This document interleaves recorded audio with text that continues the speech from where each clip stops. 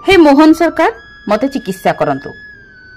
पुणी बालेश्वर जिला उपदा block Shyamsundarpur panchayat Dwarika grammar दिव्यांग पूर्णचंद्र सिंह को दारुण कंठ रुद्ररू बाहरिला, हे मोहन बाबू तुरंत मते चिकित्सा करा जाओ, मोर भिन्नक्षम ऑनलाइन सर्टिफिकेट मते देई मोर बढ़िबा भत्ता टंका दियंतु। एबे भी सारा राज्य रे कोण अनुकोण रे दिव्यांग माने सरकारी योजना रे वंचित होई हंतसंत हेउछंती।